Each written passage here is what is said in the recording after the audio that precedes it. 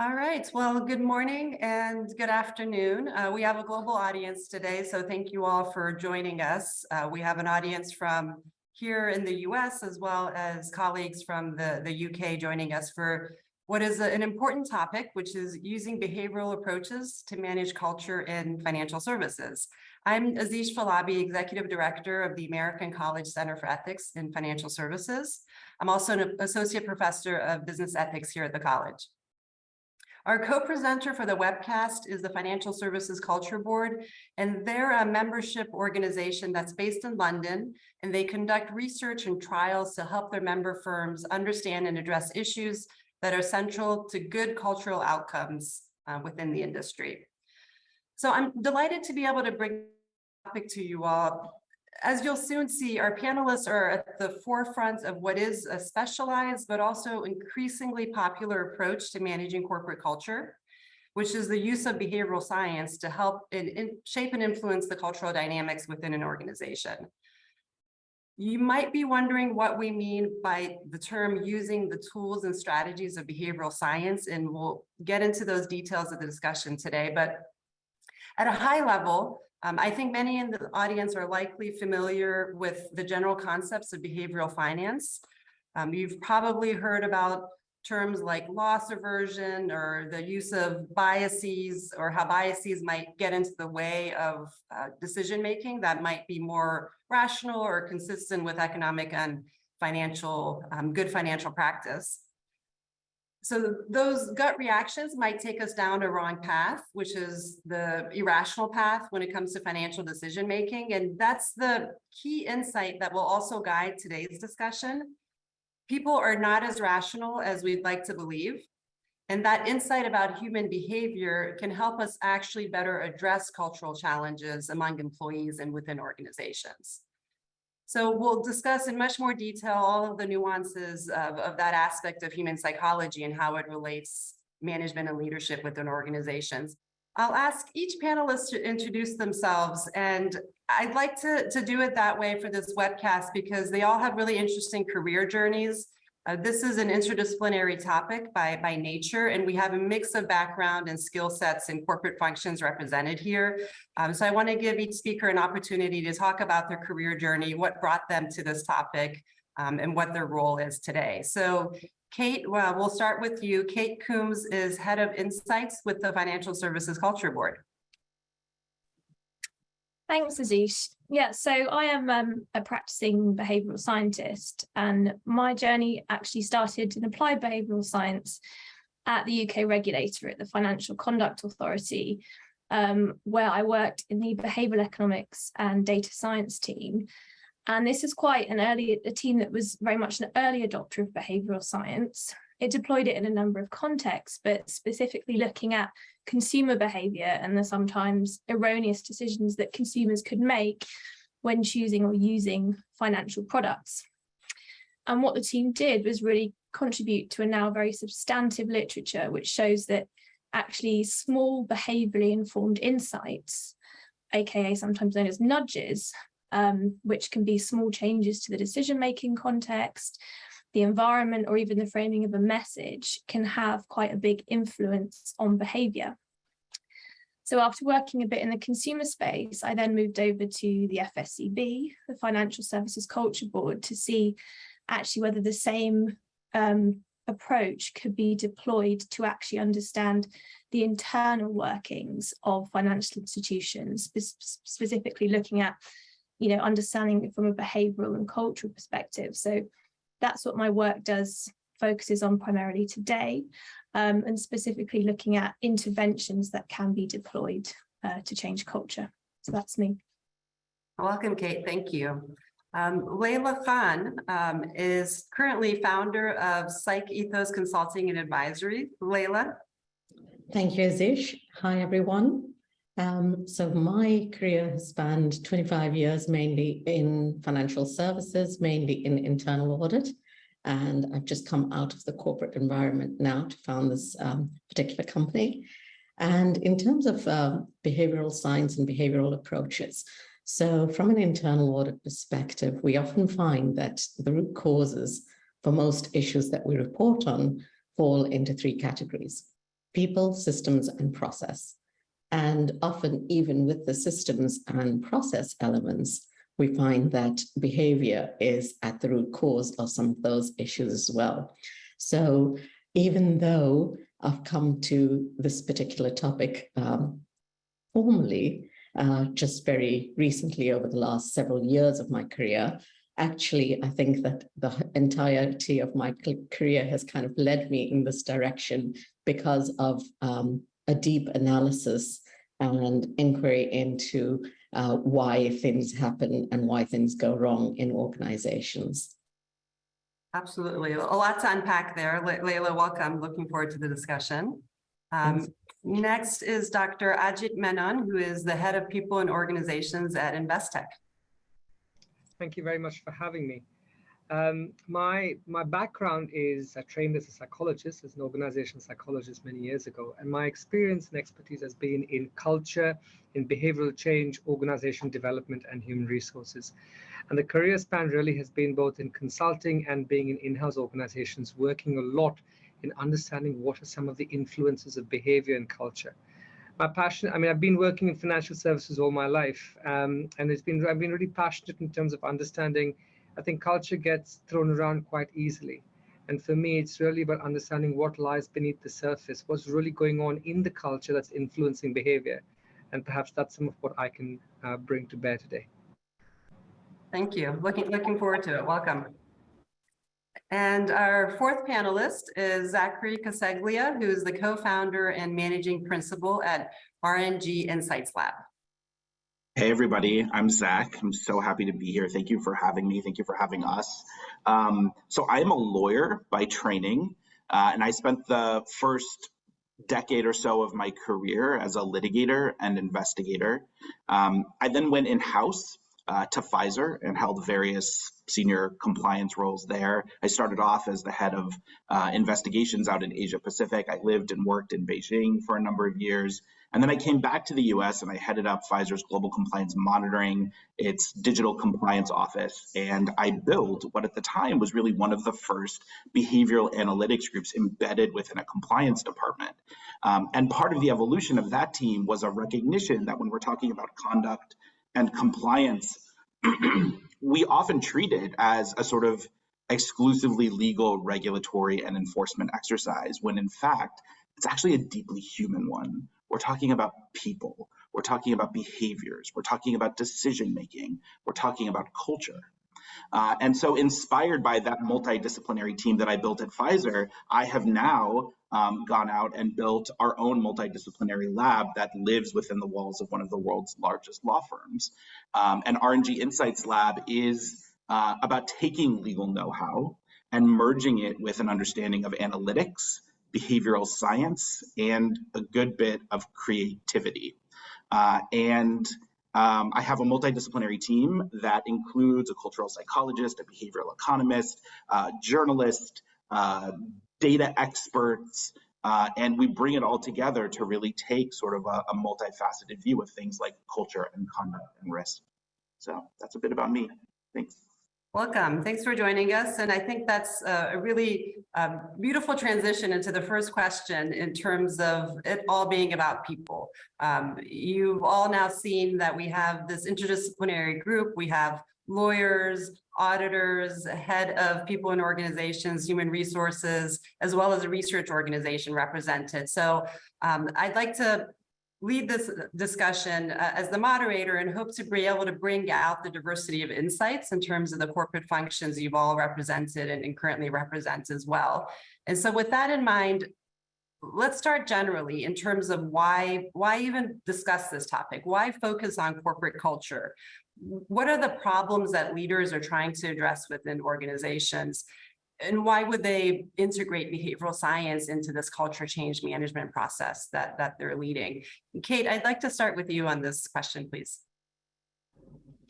Yeah, sure. So, I think, studies of corporate failure, show similar themes that arise in terms of the cultural conditions that preceded them.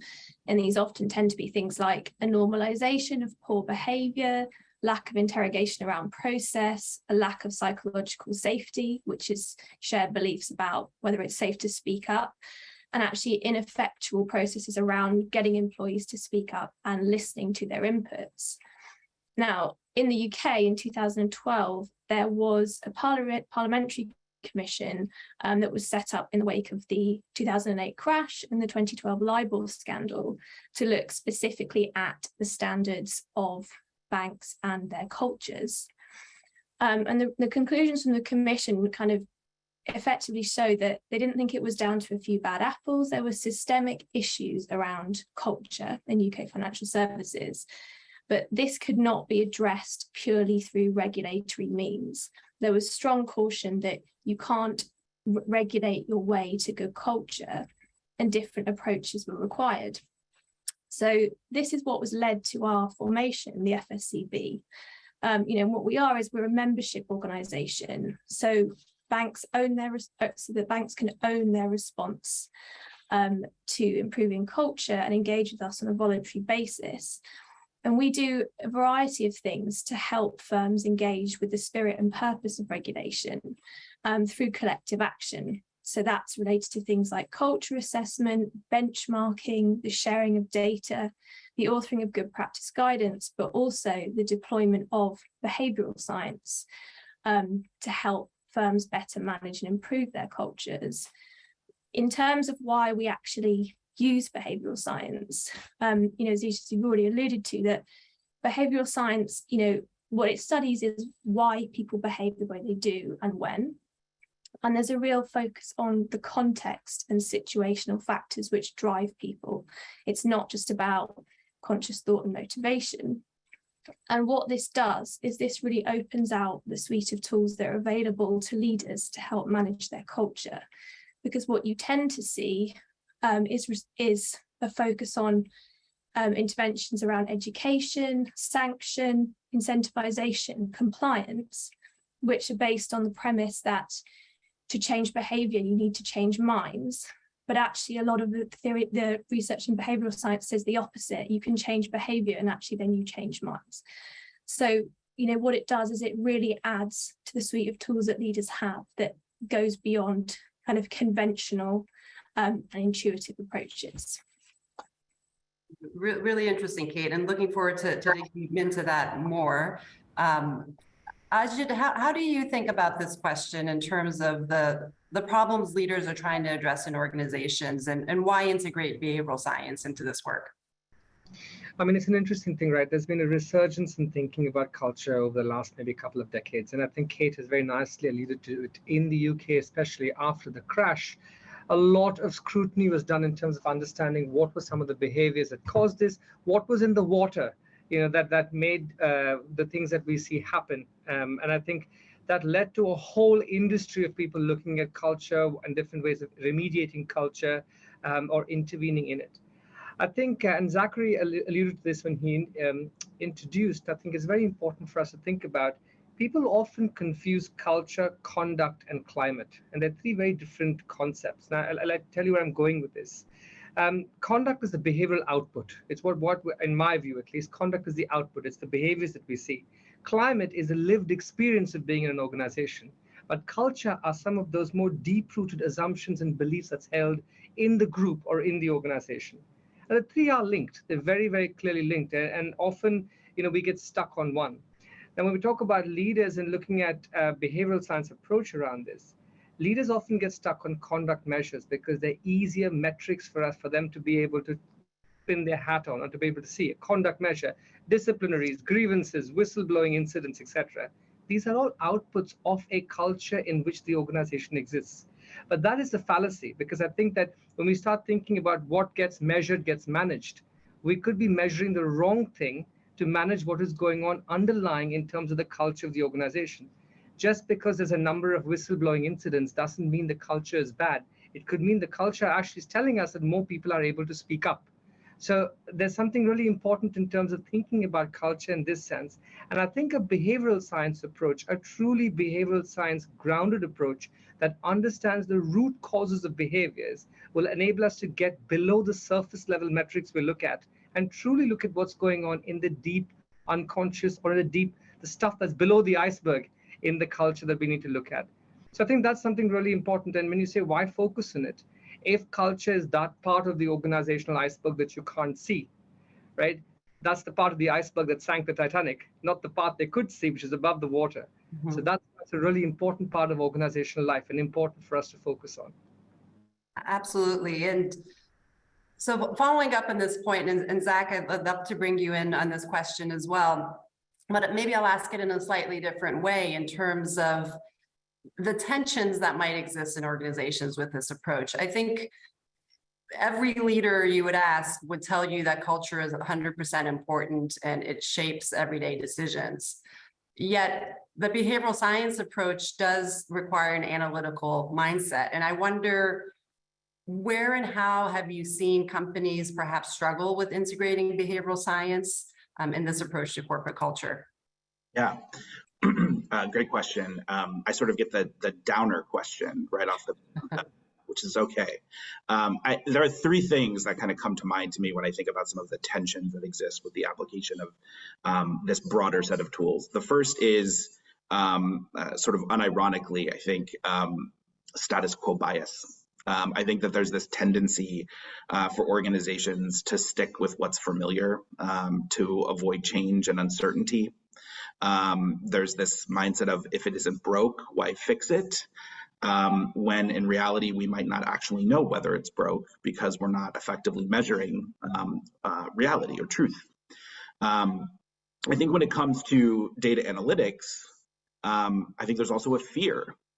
So fear would sort of be the second element that I think is creating that tension. People aren't sure what the data is going to tell them and whether it's going to tell them a story that they want to hear. And so surprisingly or not surprisingly, I think we sometimes see folks who would rather not measure for fear of collecting data that doesn't tell the story that they want to hear, or creating a record that they maybe don't want to create, and would rather, you might say they'd rather live in the dark, or perhaps they'd rather live in the light that they've created. And then the third sort of tension, which I think Ajit hit on, is a bit of a misunderstanding of what behavioral science means. I think that there's a tendency to oversimplify the concept of behavioral science, and there's a misconception perhaps that behavioral science can offer a silver bullet. And the truth is, I don't think that there's anything that can offer a silver bullet. I don't think that there's anything that's just going to provide, quick fixes that are going to immediately alter behavior in dramatic and efficient ways. And I hope I'm not picking a fight with Kate here, but because I think we very much share a point of view. But I do think that a lot of folks conflate behavioral science with the concept of nudges. And I think also there are folks who want to believe that nudges are going to be that silver bullet. And the truth is they work. They often do. But behavioral science is a much broader discipline. It includes a lot more than just nudges. I think that sort of misconception or that simplification or that tendency or that desire to simplify has also created a bit of tension. And the truth is, culture, as Ajit said, culture is a complex concept, and it requires complex mindset and approaches and solutions, both to measurement and to improvement. Absolutely. Laila, what's your take on this? I'm going to ask you this downer question as well, in terms of the tensions, particularly with the hats that you've worn as auditor, internal in organizations. Where do you see companies struggle with this concept? Thanks, Azish. And I think that Zachary mentioned an interesting point in terms of behavioral science. And I think sometimes it's the language of behavioral science that gets in the way of the understanding. And that can be one of the things that causes the tension. Personally, I think that culture is both simple and complex. And what I mean by that is actually, in an intuitive way, we all understand culture, because we all belong to a particular culture in the environments that we're in, not even in organizations, but outside of organizations as well. So I think that there can be an oversimplification, but there's a lot of people who look at it in possibly a too complex a manner sometimes. In terms of organizations, I think sometimes it's to do with the legitimacy of behavioral science, because it's a fairly new field. So possibly from a root cause perspective, there have always been people looking at root causes for why things have gone wrong. Certainly from an internal audit perspective, we always have.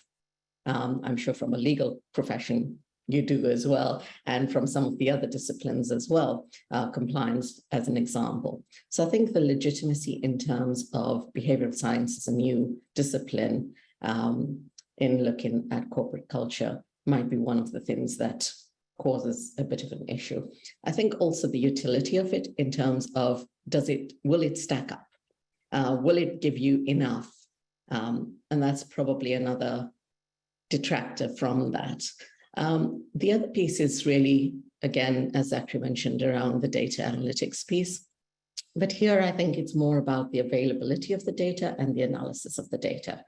And it's understanding what data is important and what isn't, and how to put that together to give you that comprehensive view that really enables you to, one, identify what your culture is and what your cultural issues may be, and then the interventions that you need to put in place, and then how do you measure it?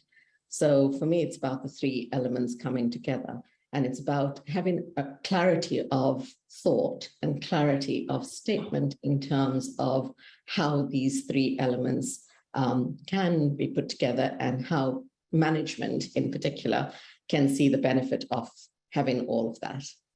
No, that's excellent, Laila. And so let's turn now to the how. I think that that's a really fantastic framework in terms of what it is that we hope leaders and organizations will do with this behavioral science approach. And I'd love to discuss this in terms of examples and details. And Kate, I'd love to start with you on this question in terms of among the cultural challenges that you help companies address in financial services. Can you provide an example of a specific challenge that you see in the industry that you can take a behavioral science approach to? Yeah, no problem. I mean, one of the big focuses for us in the UK is on psychological safety. So, for the uninitiated, that is collectively held beliefs amongst employees that the environment is safe for speaking up with ideas or concerns without risks of humiliation or punishment. And from the literature, psychological safety, is linked to a lot of important organizational outcomes. But in terms of how we deploy a behavioral approach to this problem, I'll kind of run through an example of some work that we've done with a member firm. So, the first, really the project starts by formulating a project team with ourselves, the firm, and usually academic partners. And what we seek to do is actually look at the concept of psychological safety and work out in what context, what behaviours it is actually driving, and drilling down at a deep level into these behaviours and the context in which they exist. Because as Zachary said, it's not just it's not about nudging, but what behavioural science does is it borrows from a lot of disciplines, and it really looks at social influence and team influence, which is hugely important within culture. So in terms of, how we run the projects, we typically start with identifying target behaviours. So, and this is quite specific and you have to get quite granular. So in this particular context, the two target behaviours that we looked at were employees raising ideas and employees challenging their managers within the context of a team meeting. So very specific. We then ran what we call a context analysis. So this is a deep dive using quantitative and qualitative methods to assess employees' experiences of performing these types of behaviours, both successful and unsuccessful, and then cross-referencing this with the academic literature, which can tell us something about how you might seek to influence these behaviours. So triangulating this data set, we then use it to design interventions and look at what the levers potentially are for change within that context. So in this specific example, what we did with respect to ideation is we designed a structural intervention. So we changed the format of the meeting and the ways in which leaders solicited input from their employees. With regard to challenge, we created a feedback intervention where we asked managers who typically overestimate the degree to which they will experience challenge from their employees, whether or not they would be. And we asked them over the course of the meeting to put forward an idea that they expected their employees to disagree with and saw what happened. Now, in terms of how we actually deploy this and measure the impact, we do it through behavioural experimentation and controlled trials. So this means that some teams are asked to carry out the interventions, we call the treatment groups, and others were just carried out their meetings in a business as usual fashion. And we compared these two groups on key outcomes, which we assessed through the recordings of the transcript recordings from the meetings, as well as other survey measures. So this is how we actually look at behaviour in action, which we see as very, very important beyond just what employees say and do. Now, in terms of what actually happened, with respect to ideation and the structural change to the meeting, we didn't increase the number of ideas employees raised, but we did increase the quality of the ideas raised, as rated by independent business experts. And we also changed the nature of what employees were willing to discuss. So there was actually a move towards comfort with discussing more challenging or unsafe issues. With respect to challenge, what we found was that managers were fundamentally overestimating the extent to which their employees would challenge them. So in a third of cases, managers received a direct challenge. A third of cases, they got some challenge, but it was very unclear, and the team took forward the version of the action really in its original form. And in a third of cases, there was blind acceptance of the idea put forward to the manager, and the idea was taken forward, which is, a very useful feedback loop in terms of orienting managers towards what we term the intention and behaviour gap. So in terms of then what you do with this, having tested these interventions in a controlled environment and collected data on the outcomes, we then embedded it into a manager toolkit. So things that managers in this specific division could then use to fundamentally change their approach in team meetings. And secondly, we asked senior leaders in the organisation to actually sponsor specific behaviours and aspects of the learning that were important from the project, so that the scope was quite large. But this is kind of, gives you a sense of, the drilling down and then the scaling up and the types of methods that we use to do that. And Kate, just to put a fine point on it, so you're saying in a third of these circumstances, a manager would put forward just a terrible idea that they thought would flop, but it was the manner in which that idea was put forward, as well as their position, that created silence in the face of this terrible idea. Did I understand that correctly? It was a feedback-based intervention, so it was purely about their managerial status. So, and looking at basically whether or not there was the judgments were calibrated. Interesting. Well, thank you for sharing that example. I think that makes it really concrete in terms of how an intervention using the behavioral science tools could play out and how it can help manage various aspects of the culture.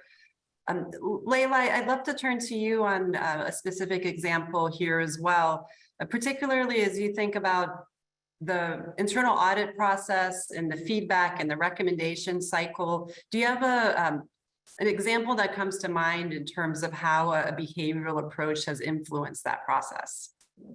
Yeah, absolutely. Thanks, Azish. So I think, the important thing from a culture perspective is none of us operate in a silo. and its recognition of that ecosystem that is always there, and the different pressures that are put on employees in different situations, whether it be personal circumstances, professional circumstances, macroeconomic circumstances, geopolitical circumstances. So it's really, from an internal audit perspective, when we're looking at the recommendations, it's looking at how, for that specific recommendation, what are the root causes, and therefore where do we need to target? And in one particular instance, it became clear that actually it was just the keeping in mind that bigger picture and really being reminded of the fact that actually there are quite a lot of different things that we need to think about when we're making a decision. So one of the organizations I've worked at, we actually brought in a team of, a set of behavioral scientists to come in and talk about that approach in terms of what goes on in that moment when we're making a decision and what are some of the factors. And it was quite fascinating because they used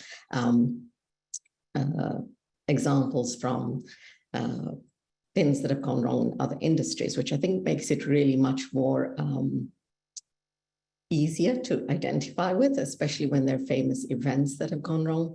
And that really brought home to people what happens in that moment of making a decision and how all the different parties are really important in that context.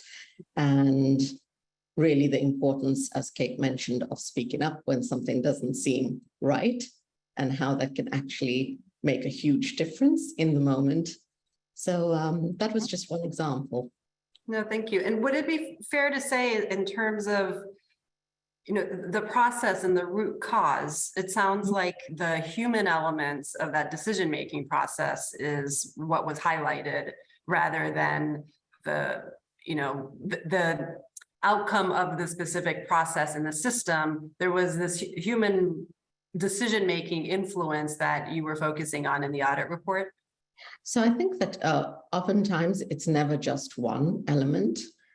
Sometimes it can be, but most of the time it's a combination, and process can help. And I think that, Kate articulated an example in terms of one area where they looked at it from a process perspective as well. And I think oftentimes from an internal audit perspective, there will be a process element, but the human and behavioral component cannot be understated. Absolutely. Thank you, Laila. Zach, I'd love to bring you in on this as well in terms of specific examples, particularly from a law firm perspective. I imagined oftentimes you guys are getting involved when there's an enforcement or a compliance matter that you're analyzing. How does behavioral science and this root cause analysis influence the work that you do? Yeah. Well, I started by saying that we created my lab in part out of a frustration with the way that we'd always done things, out of a search for better ways, and a recognition that all of this is human, not just about policies, and not just about rules. Enforcement itself is often treated in a very linear way as well. It's a set of rules, someone breaks it, and then they're punished. But this approach assumes that people pay attention to rules, that people weigh the costs of violating those rules versus the potential benefits of not, or vice versa.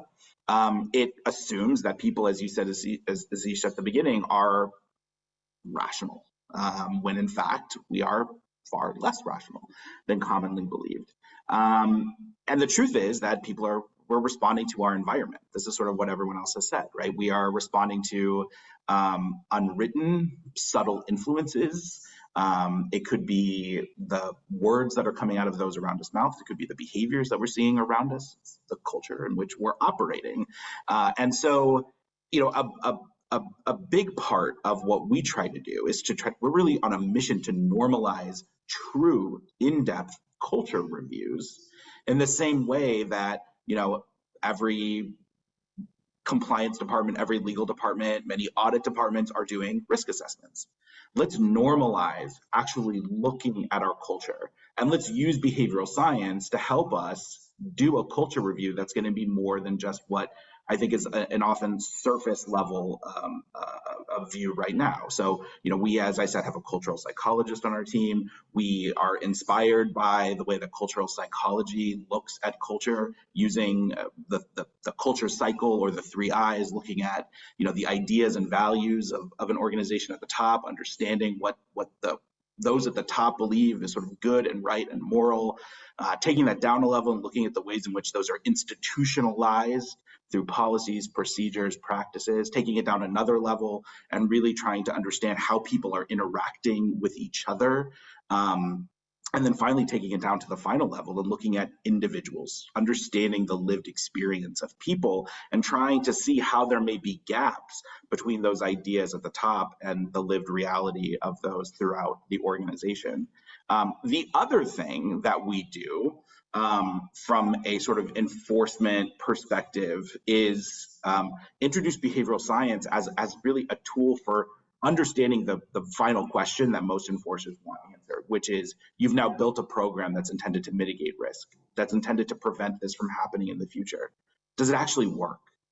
So part of what we're bringing through behavioral science is getting those who are responsible for answering these questions to think not just like a lawyer and not just like a business person, but to think like a scientist, to be curious, to explore, to be humble, to not just think that we have the answer because we put a bunch of really smart people in a room to come up with a solution, but to instead really meaningfully measure whether or not the thing that we came up with is in fact working, whether the training is meeting its intended education outcomes, whether those controls are actually shaping behaviors, whether people understand and are aware of their accountabilities and are then making decisions consistent with them.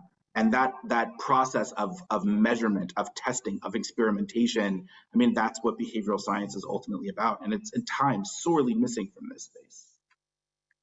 So just as a follow-up, you mentioned the 3 I's of culture, and I love that approach. Companies usually do 4 I's. Thank you. Companies usually do a culture assessment on an annual basis. Sometimes they do shorter surveys mid-year just as a spot check. What's wrong with that? Isn't that already data measurement? It is. I think that a lot of what we see is effort without necessarily as much value on the back end. Those surveys tend to be, traditional multiple choice, Likert scale engagement surveys. There's all kinds of biases that are built into those surveys. There's a lot of fatigue around those types of surveys. So what we try to do is to more meaningfully collect employee experiences. And we try to do that through not just multiple choice questions, but through storytelling, to get employees to tell us their stories. So instead of asking a question like, on a scale of 1 to 5, do you believe that leadership at this organization, supports, an ethical and culture or something like that? We might ask instead, tell us a story about how you would describe working at the company to your best friend. It's about collecting those stories in ways that are going to give us more meaningful feedback. And then I can get into how we I won't, but I could get into how we, then quantify that so that we're not just collecting this massive pool of qualitative, unstructured data. There are ways to structure it, but it really goes back to storytelling. Someone in the chat asked to repeat the 4 I's, so I will. Yes. It's ideas. So starting at the top, kind of a deep understanding of what is good and right and moral, the values of the organization. And then the next level down is institutionalization. So that is the policies, the procedures, the practices that are intended to reflect those values or ideas. The third is interactions. It's the way in which we interact with each other, the behaviors that we see all around us, both explicit and implicit. And then the fourth is individual. So that's the sort of lived experience of me, of the person within an organization. Fantastic. Thank you so much. Ajit, you've experienced this from multiple seats. I mean, currently as head of people and operations, but also advising other organizations on these challenges. Could you provide a few specific examples of when you see this work well in practice? I really liked what you said there, Zach, in terms of thinking about the whole thing of looking at what are we measuring. I have a very strong view about measuring culture. If culture is a meaning system, can you really measure a meaning system?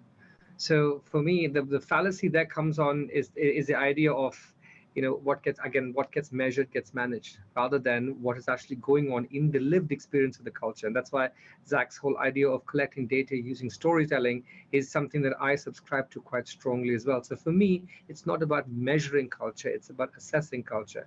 Sometimes people ask me, oh, so in my organization, do I have a good culture? And the question really is, it's all relative. What is good or bad? Is your culture enabling you to achieve your strategic objectives and perform? Then your culture is working for you. Every organization and group has a culture. The mafia has a culture, and it works on that basis. So this idea of good or bad is completely relative. But I think this thing is really important for us to talk about, because what Zach brought up in terms of engagement surveys, for example, I had in a different life, I had a client who came to me and said, look, our engagement surveys are showing us that people don't feel valued in this organization. So we need to create a better reward mechanism so that people feel the value that we really do. So let's change our remuneration reward mechanism. And that's a really good example of using a structural solution to solve a deep-rooted cultural problem. Now, why am I saying that? Because the engagement survey threw up people don't feel valued. It's not telling us why they don't feel valued. It's not telling us where that information is coming from. It's not giving us any idea or understanding of what does it mean to be valued in itself. So they can go away and put dollars to it or pounds to it, but will people really feel valued by that? I don't know. So what we did was we took that information, and as Zach says, we ran a whole set of storytelling interventions to get behind what was coming out there. Now, what was really interesting was the organization had an espoused value of meritocracy. So they spoke about how they're a very meritocratic organization. But in the stories and in the different ideas that we received, the narrative that was coming out was what was valued was tenure, not meritocracy. If you were here longer, then you were seen to be valued. Now look at the interesting thing there. Culturally in the organization, what was being valued was loyalty and tenure, not meritocracy. So the feeling of what is value is completely different. By just changing a reward and remuneration system, people will not necessarily feel valued. So there's the complexity of culture. And I think we might just scratch the surface by looking at some of the top of iceberg tangible metrics without really going below and pulling out some of the narrative to understand what goes there together. And that's why I'm very passionate about looking at triangulating data points, not going with only one set of data, because that's not going to tell you the whole picture. And then we'll start finding ourselves working with different parts of the story, not the story as a whole. That's a great example, particularly as I think about some of the comments made earlier that without an analytical approach, you might be solving the wrong problem. And so it's really important to understand this broader context, because otherwise it's a short-sighted approach to what's a really complex problem. And it might actually be creating other challenges within the organization if you're solving the wrong problem. Ajit, I think I want to stay with you for the next question. I want to shift a bit to data challenges. Behavioral science relies heavily on the collection and use of data. And we've seen increasingly, particularly post-pandemic, many companies have turned up their surveillance of employees. And I read a few years ago that some of the surveillance technologies used by companies to even determine whether there's sufficiently diverse interaction within the organization, and they can tell by the way, by who you're talking to and whether you're talking to quote unquote diverse employees. So there's an ethical use of data question with respect to behavioral science within organizations. And I'd love to get the panelists to reflect on the type of data that you collect and what you rely upon in order to do this kind of work. In my 20 years of doing this, data is all around you as far as culture is concerned. Given the fact that it's a part of the lived experience of being in an organization, data is all around you. Now, you asked me about surveillance and things of that kind. Any intervention into the organization is impacting the culture itself. So if you think about it, an organization that says, I'm going to survey my people, what is that telling you about the culture in itself? That's telling you a lot about the culture of the organization: paranoia, fear, authoritarianism, unable to let people behave like adults. It's telling you a lot more about the culture itself. So how we collect data becomes an intervention in itself, and I think that's something really important in this approach for us to be thinking about. I think, there's an example, I think, during the pandemic of a very big consulting firm, who I shall leave unnamed, who wanted to put technology into laptops to check whether their people were online or not because of the keystrokes on the pad, and being able to survey that way. Now think about how that's actually impacting the culture of what people would necessarily do. Are they truly working? Are they not working? Are they just checking keypads or keystrokes in order to be seen to be working? Those are all important things, I think, in this. So data is very important. How you collect data, I think, impacts the data in itself, because that's impacting the culture itself. And I think we need to be very careful about these different things in trying to thinking about what are we looking for and what is the purpose of intervening in the culture in the first place. That I think we need to be thinking about quite strongly. Absolutely. No, I appreciate that perspective. Kate, I'm curious how you think about the data challenges from your seat. Yeah, well, we use a lot of different data collection tools, and I would just emphasize what I think Ajit has already said, that it's important not to value one data source, over another. All data, there are pros and cons to all of it. And I think one of the most useful exercises you can do is actually triangulate data. So particularly when you're comparing what people say versus what people do. So looking at behavioral, actual behaviors that people are performing. Now, in terms of, how we, focus on the data ethics challenge, we approach it's on a project by project basis. So the tools we deploy may be surveys, focus groups, observations, unstructured data, and mining it through textual analysis, which is, been incredibly useful, particularly through our psychological safety work. But in terms of how we set this up, we need to be very clear about why we're collecting this data and what we intend to do with it. And this needs to be a key part of any sort of scoping exercise in a behavioural science project. We work on the basis of being transparent with employees, offering them right to withdraw, and where this maybe where communicating in detail upfront may interfere with the intervention, we offer debriefing and the right to withdraw data at that point. So, I think it's really important to take that approach and take it very seriously, but also then create feedback loops. So with your employees and your target population. So what have you done with that data? What have you learned from it? How is it being used? So I just think just clarity over the purpose and making it project specific is key. We don't collect data for data's sake, because also, as Ajit says, we're actually in fact drowning in data. So for our own sanity, we need to actually kind of manage it and constrain it. Yes, absolutely. And appropriate and timely use of data, I think, really resonates. Laila, how do you think about data from an audit perspective? I think to the comments made by the other panelists, there's a lot of data around. It's about which data is relevant and how you put it together. So in terms of the quantitative and qualitative, you find that there's a lot of information there. From an internal audit perspective, a lot of internal audit functions now are looking at, and have been for some time now, are looking to give two ratings. One is on the controls, and the other is actually on the what we call the risk management awareness. And I think this is another piece. We've talked a lot about culture more broadly, but really what elements of culture you're trying to address. And they're not necessarily isolated. They can be symbiotic, and they will be symbiotic. So, but really it's looking at, okay, from a risk culture perspective, if you're trying to get a sense from a risk culture standpoint, there are a lot of metrics out there that you can look at both quantitatively as well as qualitatively. And that gap that Zachary talked about, I had actually noted down before, the gap between the espoused values and the mission statements and so on, and then the reality on the ground. It's about understanding what that gap is. And from an internal audit perspective, it's quite easy to get a handle on that through individual audits and so on. But then it's also looking collectively over the course of a year, over the course of 2 years, 3 years, maybe, how that moves over time. And that's an interesting way of assessing how things move, and it's never a static position.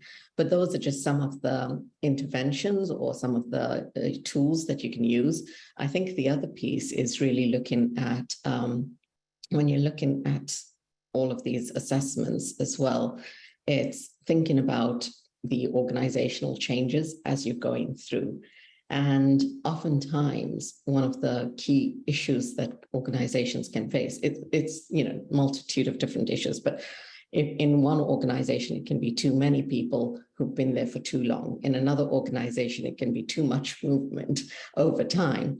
And so really looking at things like even employee movements over time, the level of institutional knowledge over time, the level of knowledge in particular departments over time, all of those things play a part. So it's not one isolated factor, it's a combination of different factors and different data points. In the systems view of the challenge. Absolutely.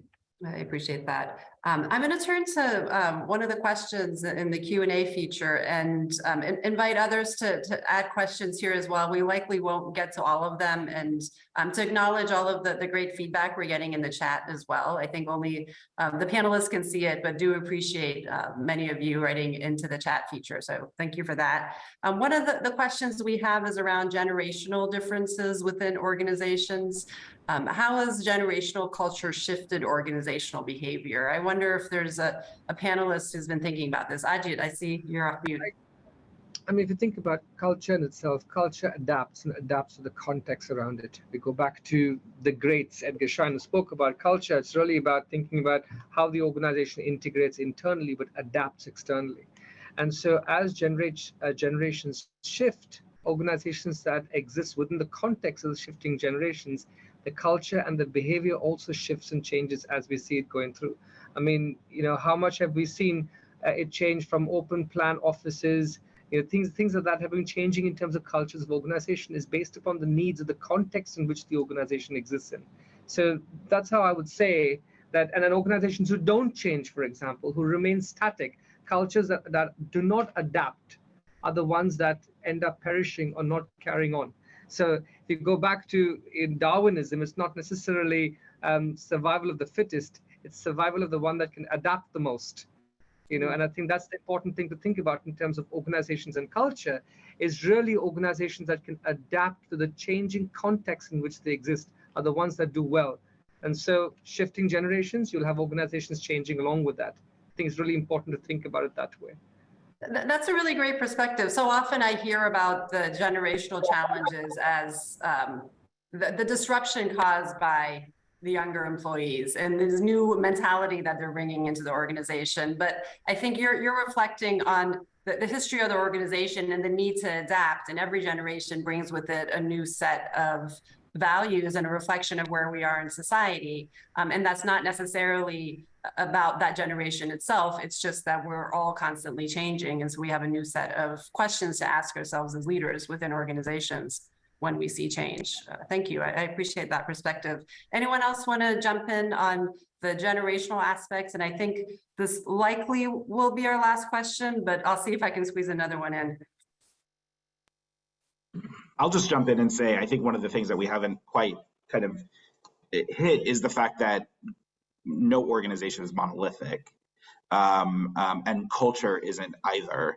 And so whether we're talking about generational issues or geographic issues or any other kind of category of people, it could be a team, that there is no one culture within an organization. There may be an overarching culture, but there are all kinds of microcultures. And it's important to understand that and to use what we know about where things may be going in the direction that we want them to go to help us get them going in that direction in other places. Excellent point. No, thank you for bringing up that the diversity aspect, not necessarily demographic diversity, but diversity of cultures within organizations, just because of the way management and leaders are working. Azish, yes. sorry, I just had a point there as well. I think a lot is said about diversity. And what I would say is that it's important to look at the cognitive diversity in an organization when it comes to culture, rather than diversity just in the visible differences. And that's really an important point, because from a cultural perspective, the more variation you see in terms of that cognitive diversity being voiced and accepted, and that's part of the healthy challenge that exists in an organization. And so that's a very strong indicator of a good, healthy culture if they can take that challenge. And I think where we've seen issues in the past over time, various case studies and so on, is where that healthy challenge and the healthy debate hasn't necessarily been there. It goes back to Kate's point earlier on in terms of the psychological safety and so on. But it also is around the level of cognitive diversity that is encouraged. Absolutely. And I like the way you frame it around healthy challenge and then the ability to be able to raise those concerns to get good outcomes. I am going to squeeze in one more question. Kate, I'm going to start with you, and we'll see if we have time to bring others in on this. It's around the role of management and leadership. And I know that, for some, we often hear about tone at the top within an organization. I think it's clear from this discussion, tone at the top is not sufficient. But I believe it's necessary to have the right tone at the top. And I wonder, Kate, from your perspective, how does leadership impact everything that we've been talking about? How does that impact strategies for managing culture? Yeah, so hard to condense this into a short answer. I mean, the answer is that, they have a huge influence, and there are many ways in which they can exert that influence. So, to give some example, like actually, sort of first example I would draw is actually the importance of collective ownership over culture management. We do see in some places that it becomes a siloed issue within HR, and actually that never works. In terms of, creating a sense of, purpose and values and communicating those, that's, a necessary condition, but it's not sufficient. And we do have some case studies that are actually publicly available on our website, which shows that actually, the end goal there is to actually communicate these things in such a way that influences employees' decision-making on a day-to-day basis. But actually doing that is a very heavy lift and requires a lot more than a simple communication strategy. Influencing policy, but helping managers navigate that. So engaging with middle management, and also engaging with other important, your employee level, your employee resource groups and influential employees who, are there sort of that sit outside the formal organization. Sanctioning clear violations is also critical in terms of shifting cultural norms. But I think one of the, a couple of the forgotten elements include the importance of active listening and a recognition in how important that is when you get to those senior positions, and a recognition that good news tends to travel much faster than bad news, and your role, in soliciting that. And then finally, there's so much to say on the authenticity of leaders and the role that can play in culture change. But it shouldn't just be thought of a senior issue and at board level. Like, to actually change culture, people need to experience tangible differences in the way things are done, and a shift in their understanding of social norms and what's tolerated and what's not. And there are just many ways, we could have a whole hour on this, that senior leaders can move that forward. Well, that's fantastic, Kate. And perhaps for the next webcast, we can spend a whole hour talking about leadership and the importance of ethical leadership and what that means in modern times. Thank you all for joining us. Thank you for the audience for joining us as well. You see on your screen now a link to some of the research we do at the American College Center for Ethics, particularly focusing on trust within the industry, and the importance of thinking broadly around the role of ethics and interacting with stakeholders. So I hope many of you will check out the website and download some of that research. Thank you all for joining us as an audience. Kate, Laila, Zach, Ajit, thank you so much for your time today. This has been a fantastic discussion. Clearly so much more that we can discuss. I didn't even get through most of my question list. So I hope to be able to engage with you all at future events and wish you all a great day. Thank you.